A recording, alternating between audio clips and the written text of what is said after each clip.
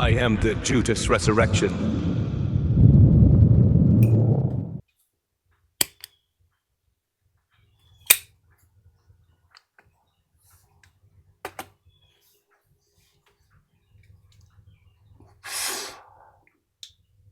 Well,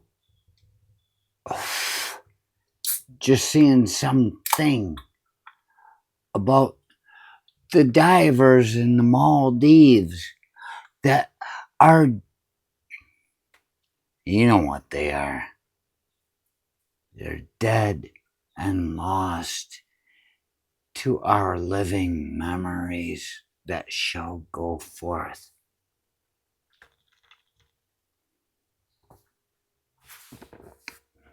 I was going to go up into the attic and get my scuba gear and put a thing around my neck just to make it look more believable, but I don't think you will believe me anyway. It spoke Lauren the Mortician. Lauren the Mortician. She spoke of these people dying and how it happened.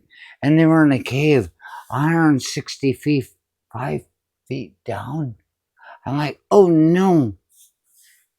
I've been deeper. And she spoke of nitrogen necrosis, the rapture of the deep. And I said, oh, there aren't that many people that know this.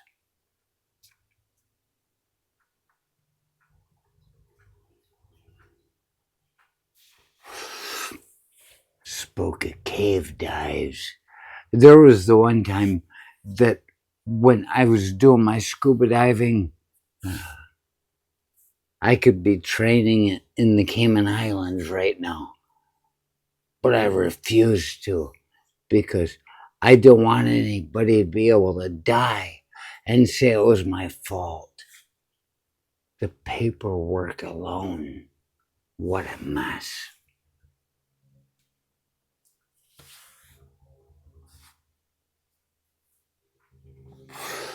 There was some sort of cave down there, and they said, you can go through it.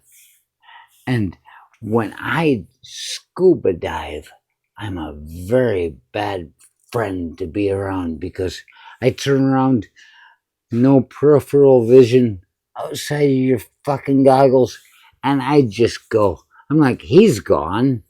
And the one time, we'll get to that in a minute, but Anders Holsteinson and I were on a dive. We were supposed to find a cave.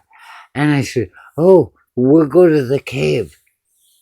And I turned around, nobody to be seen. I said, I'll go through that hole anyway. And I went through that hole, through that cave.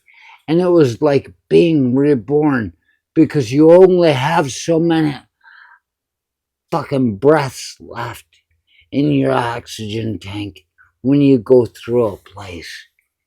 And you have to stop and wait and wait and let yourself decompress to get the nitrogen out of your system. You don't want to get nitrogen narcosis. And I lost him, and I went through that hole in the wall. I'm like, And right at the very end of this thing, I'm not sure anybody's ever been through this. So, things on my tank giving me air were so close that I had to fucking just squeeze through it. I'm like, I'm all alone and thinking, well, I guess this is the end of this. And I came through the end of the damn hole, and there's a horn shark sitting there. And they say they're docile, but we were taught right away, don't pick them up by the tail and bang them off of things. They might bite you. And I come out, and this horn shark's sitting there next to me. And they say that sharks never sleep because they have to be moving all the time. This thing was sleeping. I came out and I looked at it, and in his eyes, he's like, ah! And I'm like, he doesn't even see me. So I moved out, and before I reached the surface, I ran out of oxygen. I had to hold my breath and let it out so that it didn't, boom, kill me. Okay, so you got that. Don't go through a strange cave somewhere. And there in the Maldives with Lauren the Mortician, she's talking about these people that died on like May 16th, just a couple of weeks ago. They went down to this cave. This woman had 5,000 dives. She's what you would consider to be an expert. And she died. And they talked about them being in a cave 165 feet under the surface. I once did a dive. They said you're going down 200 glass wall, I think is what it's called, off of the Channel Islands. They said you're going down 200 feet. You come right back up. Otherwise, you will have another bit of air to just as a leeway. And we got down there, and I said to Andy Holsteinson, we couldn't speak, but we could look at each other. I saw a shadow there at the continental shelf. I was taking a what do you call it? Oceanography class at the time. And there I found myself at the continental shelf. I saw something, a shadow of something moving down there. And I said, it was a desert. And I love deserts, having been exposed to them. And I went to it. And he caught me by the back of my fin, which is unusual because I was a faster diver than him. But he reached out and caught me. And I stopped and I said, ugh. And I turned around and he said, I said, let's go. We went up toward the surface, stopped. We were down, it was 189 feet. I got to experience nitrogen narcosis, the rapture of the deep, which, if you're a diver and you have not experienced it, it means you're probably not as close to death as you hope to be, however you look at it. We stopped and we were like, oh, trying to decompress on the way out. And there were bubbles coming all around us. And I said, ah. And I grabbed them while I'm experiencing the rapture of the deep. Oh, we were on the way up, but I was out of my mind. I grabbed him and we moved out of the bubbles and I realized, I don't know if he did, it was something from somebody that was beneath us down at the bottom of the glass wall. And we said, and I shot up. I had my what do you call it? My buoyancy vest was taking air and it was shooting me to the surface.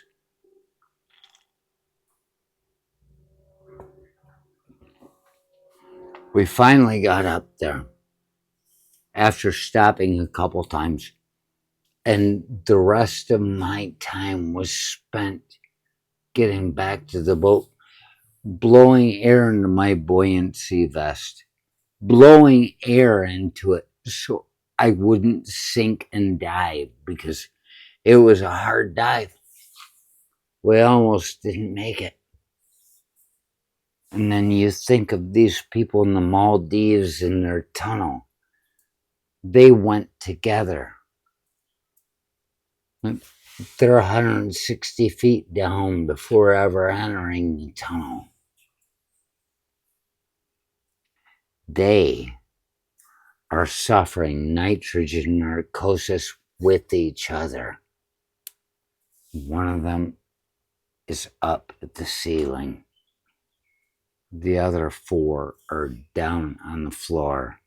And I say, I don't know if that's got to do with decomposition or if it's got to do with the notion of one with a buoyancy vest trying to get the hell out of there without exerting too much strength.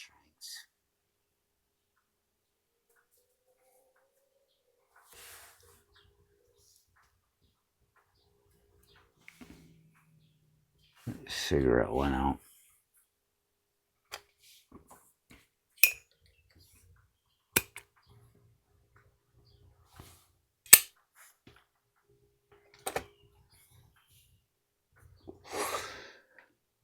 So I feel as though the part that is missing when they talk about what a horrific situation it is being caught in a cave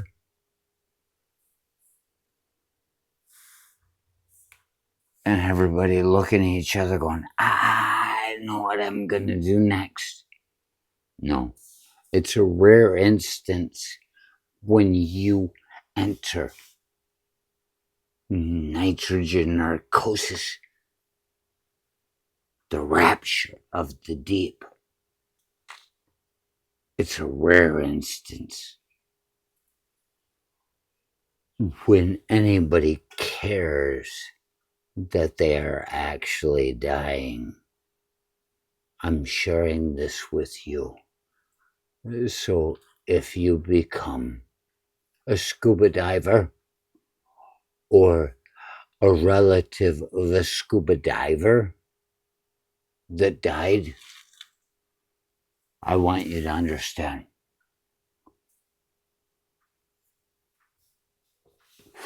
When Holsteinson and I got to the surface, we went on the side of the pilot house on the boat and we looked at each other and made sure nobody was looking, and we laughed maniacally.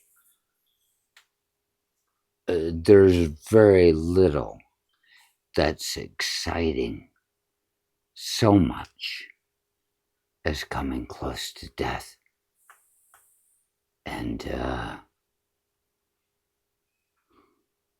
if you experienced nitrogen narcosis, please say something about it in the comments, because I'm probably one of the few people you know that has gone through experiencing nitrogen narcosis.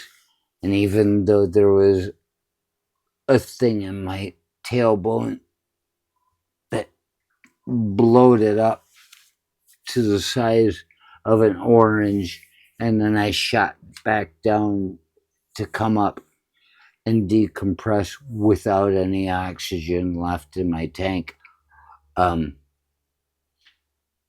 If you have experienced nitrogen narcosis, please consult a doctor. And, well,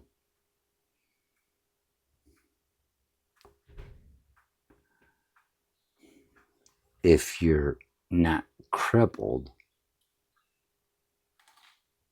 you're as exciting as me.